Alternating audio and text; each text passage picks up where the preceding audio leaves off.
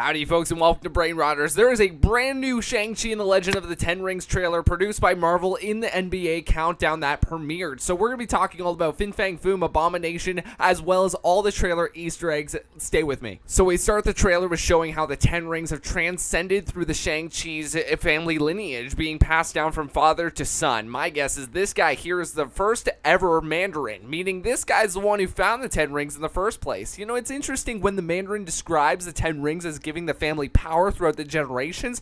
I hope you know it's not just the rings he's talking about, it's the clan, the following, called the Ten Rings, that has been seen all throughout the MCU so far, beginning with Iron Man. There's even a global unity behind it with the Mandarin at the head. With Shang-Chi standing outside of what looks like the gate of some kind, you know, notice the scales associated with the red lava color that are the same scales and red lava pattern that makes up his suit in the film, meaning this is where Shang-Chi suits up for the first time when he's taken back to China by the Mandarin. Then we get a shot of the crew looking at an island. You know, you'll notice that this lady here who plays Xia Ling in the film is actually Shang-Chi's sister who joins his cause to fight the Mandarin probably by the end of the film. You know, my thoughts on her is that she believes herself worthy of the rings, but the Mandarin doesn't want to break the father-to-son tradition, so he won't pass it to his daughter, hoping Shang-Chi will pick them up.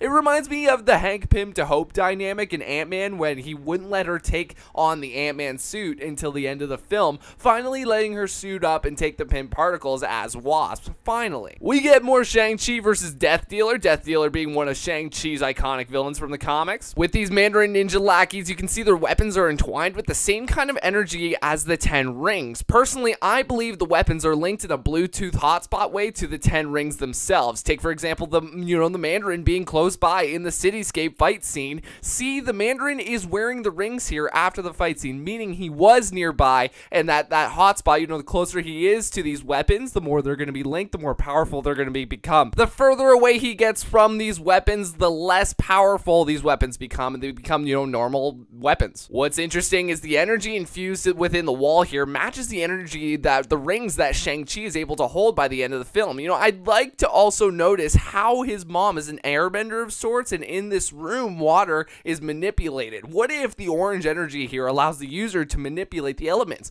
Personally, I believe the orange energy was passed down from the mother to Xia Ling, because you see her in this shot here as being the only one besides Shang-Chi calm about water spewing from walls, adding to the burden that Shang-Chi didn't inherit his mother's traits, but mostly just his father's, someone he doesn't want to be, which links back to what the mother said at the beginning of the trailer about Shang-Chi being like his father whether he likes it or not. Hey, you made it this far, you might as well subscribe if you're new, as well as hitting that bell for notifications so you don't miss another video just like this one. We then get a scene where Shang-Chi's mom goes up against the Mandarin. My guess is he kills her. Shang-Chi finds out, and that's what drives Shang-Chi to finally put an end to his dad. Kind of like an ego killing Peter Quill's mom sort of revenge. Then there is freaking Fang Foom in this film. Wow, it's a blurry shot of the dragon, but holy cow, is this possibly the coolest thing to come from the trailer. If you don't know, Fang Foom never went toe-to-toe with Shang-Chi in the comics. Instead, he was an iconic Iron Man villain, just recurring all the time. There was even an Iron Man movie Easter egg of Fang Foom back in 2008. So anyway, Fang Foom is a dragon, and as per his role in the film, I